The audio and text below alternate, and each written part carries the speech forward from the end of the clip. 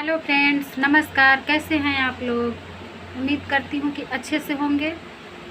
और आज मैं बात करने वाली हूँ, जो छोटू और आरती का वीडियो वायरल हो रहा है उसी मैटर पे बात करूँगी। ये पत्रकार भैया लोग जो जा रहे हैं और बार बार एक ही सवाल कर रहे हैं, क्या हुआ, कैसे हुआ, कितने दिन से प्यार हुआ, तो मुझे नहीं लगता कि ये सब चीज़ें उचित है। क्योंकि जो एक बार आरती बयान दे चुकी तो दे चुकी, और जो वो कोर्ट में जाके जो बयान दी है, कार्रवाई तो उसी बयान से होगी। कानून तो अपना काम कर ही रहा होगा और आरती का बयान तो हो ही गया है। अब ये लोग अगर बार बार आरती को परेशान कर रहे हैं और बयान पूछ रहे हैं, तो मुझे तो नहीं लगता कि बार बार कानून अपना काम बदलती रहेगी। बयान आरती जो बयान दी है कोर्ट में, उसी बयान पे कार्रवाई होगी और हो ही रही होगी। तो मुझे नहीं लगता कि इतना बार बार एक ही सवाल पूछना उचित है। और दूसरा, मैं आरती के परिवार वाले को सबसे ज़्यादा गलत मानती हूँ। क्योंकि जो आरती के पापा थे वो खुद जब घर पे उपस्थित थे, तो जब छोटू गया तो उनका लड़का जब उसको पकड़ा तो मारा, तो आरती के पापा को तो रोकना चाहिए कि नहीं, ये सब गलत है, मारपीट करना गलत है। हम उसके पापा को बुलाते हैं, हम थाना में कंप्लेन लिखवाएंगे या पुलिस को फ़ोन करते हैं, बुलाते हैं, कानूनी तरीके से हम कार्रवाई करेंगे। ये तो नहीं करना चाहिए कि घर में बंद करो, इसको खूब मारो, इस मौत का सज़ा दो। ये तो गलत था। अब मान के चलें कि ये भी हुआ था, आरती का भाई भी हुआ था, वो लड़का भी हुआ था। अगर ये दोनों मारपीट करने भी लगा तो आरती के पापा को तो इस चीज़ को रोकना चाहिए कि नहीं, मारपीट नहीं करो।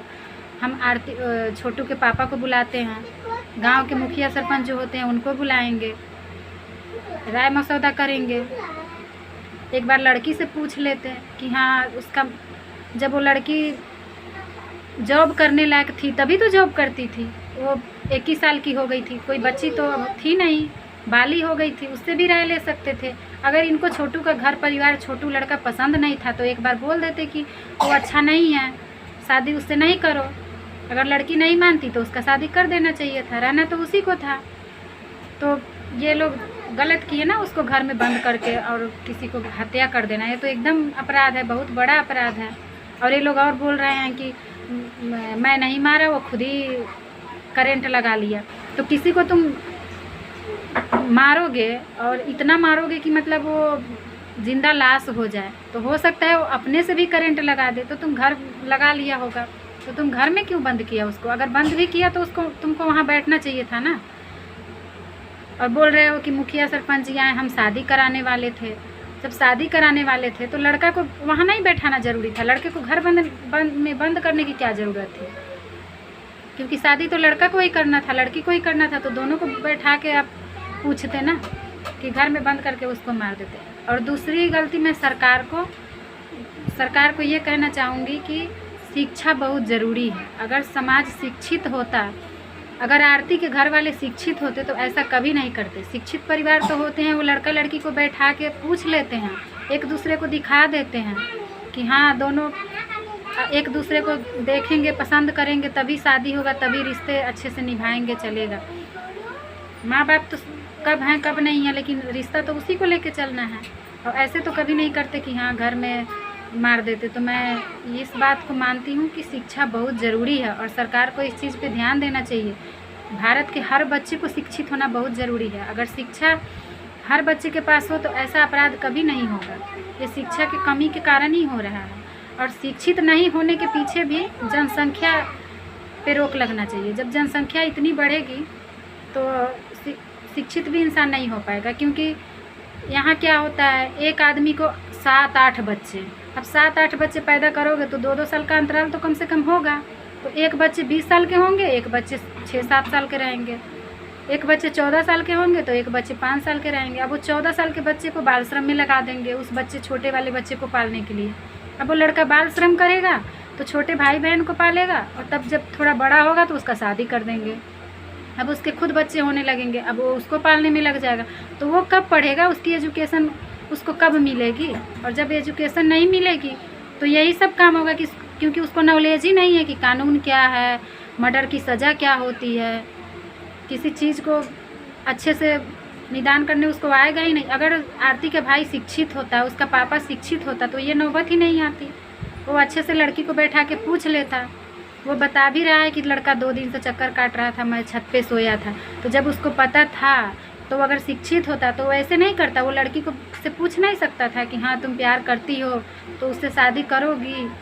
लड़का से भी बुला के पूछ लेता। अगर दोनों को मर्जी था तो शादी कर देता। अगर इसको नहीं भी पसंद था तो ये बोलता कि वो लड़का अच्छा नहीं है, वो घर अच्छा नहीं है, वहाँ तुम शादी नहीं करो।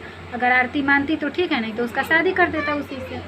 इतनी ये बड़ी जो नौबत आई है और इतना जो पूरे मतलब प्रेम कहानी की जो शोर है, ये तो ना होता। लेकिन उसको नॉलेज ही नहीं था कानून क्या है। तो इसके लिए शिक्षित होना कितना ज़रूरी है, इस सरकार को सोचना चाहिए कि हम शिक्षित होना कितना ज़रूरी है, जनसंख्या पे रोक लगना कितना ज़रूरी है। तो सरकार ना जनसंख्या पे रोक लगा रही है, ना शिक्षा पे ध्यान दे रही है। लड़के इतने बच्चे बाल श्रम कर रहे हैं अपने भाई बहन के पालने के लिए, उसको एजुकेशन ही नहीं मिल पा रहा है, अच्छा से ना पढ़ पा रहा है, ना कुछ है। जनसंख्या इतनी हो गई, 7-8 बच्चे एक आदमी को है, भाई बहन इसी में पलने में लग जा रहा है। फिर उसकी बाल विवाह हो जाएगी, फिर वो अपने बच्चे में लग जा रहा है। तो कहाँ से शिक्षित हो पाएगा? जब शिक्षित नहीं होगा, उसको पता ही नहीं होगा कानून क्या है, अपराध की सज़ा क्या होती है, कौन सा धारा लगता है, तो उसको पता ही नहीं है। तो क्या करेगा? अपराध कर दिया, हो गया उसका काम। तो कम से कम सरकार को ध्यान इस चीज़ पे देना चाहिए ना कि हम जनसंख्या पे रोक लगाएं, शिक्षा पे ज़्यादा से ज़्यादा बढ़ावा दें, क्योंकि हर चीज़ का मेन वजह शिक्षा ही है। अगर शिक्षित होगा तो कोई भी काम तरीका से करेगा। अगर शिक्षित नहीं है, अशिक्षित है, तो वो तरीका उसको पता ही नहीं है, वो वही करेगा जो उसको अच्छा लगेगा बस।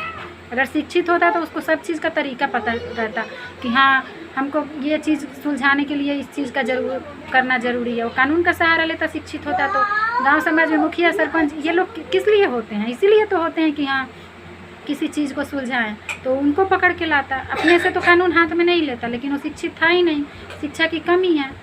और दूसरा जनसंख्या है, जनसंख्या पे अगर रोक नहीं लगेगा तो ये बच्चे बाल श्रम करते करते ही पढ़ नहीं पा रहे हैं। और सब लोग तो चाय बेच के प्रधानमंत्री नहीं हो सकता। ये तो 2-4 बच्चे गॉड गिफ्ट होते हैं जो ये करके भी मेहनत कर लेते हैं, लेकिन सारे के सारे बच्चे तो चाय बेच के और बाल श्रम करके नहीं पढ़ पाएंगे ना। तो इस पे सरकार को, जब सरकार को पैसे बंद करना था, तो नोट बंद करना था, तो किसी से राय मसौदे नहीं किया, 12 बजे रात को सीधा बंद कर दिया। और अभी जब जनसंख्या पे बात आती है, शिक्षा पे बात आती है, स्वास्थ्य पे बात आती है, तो पता नहीं किससे राय मसौदे लेने लगता है, कोई ध्यान ही नहीं दे रहे हैं। ये इन सब चीज़ों पे ध्यान देना चाहिए। लेडीज पे इधर तो बोलेंगे कि लड़की बेटी पढ़ाओ बेटी बचाओ, और ये सब कांड पे ध्यान ही नहीं देंगे, शिक्षा पे जोर शोर देंगे ही नहीं।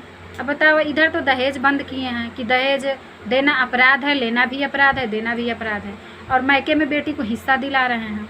तो इधर दहेज तो बंद हो गया, लेकिन अब जब लड़की को मैके में हिस्सा दिला रहे हो तो फिर ससुराल वाले वहीं करेंगे, वैसे ही जलाएंगे कि जाओ अपने मैके वाले से हिस्सा लेके आओ, जाओ अपने मैके वाले से हिस्सा लेके आओ, दहेज तो लेना नहीं है। तो वो फिर दूसरा अपना लेंगे कि जाओ हिस्सा लेके आओ। तो इसके लिए भी बेटियां फिर जलाई जाएंगी। तो इस सब पे सरकार को ध्यान देना चाहिए ना। जब अपने लड़के को हिस्सा दे रहा है तो लड़की को भी तो कहीं ना कहीं देख के घर परिवार शादी कर ही रहा है, इसमें दिक्कत कहाँ है? तो फिर भी सरकार ध्यान ही नहीं दे रही है इन सब चीज़ों पे, और न शिक्षा पे ध्यान दे रही है, उलूल जुलूल बातें पे लगी है। लड़की लेडीज़ को 8-8 बच्चे पैदा करना है, वो बच्चे पैदा करते करते मतलब 45 साल तक बच्चे पैदा करते रहे, उसके बाद बस उसको मर जाना है। उसको तो बिल्कुल लेडीज़ को तो एकदम जानवर की तरह हो गया है। तो इस तरह नहीं होना चाहिए। सरकार को इस सब चीज़ पे ध्यान देना चाहिए, ये अपराध को रोकना चाहिए। और इसका रोकने का वजह ये कानून तो अपना कार्रवाई करेगा ही, लेकिन ये हमको लगता है कि ज़्यादा रोकने की शिक्षा ज़रूरी है। शिक्षित होगा तो ऐसा होगा ही नहीं। पूरे देश में हर बच्चे को शिक्षित होना बहुत ज़रूरी है।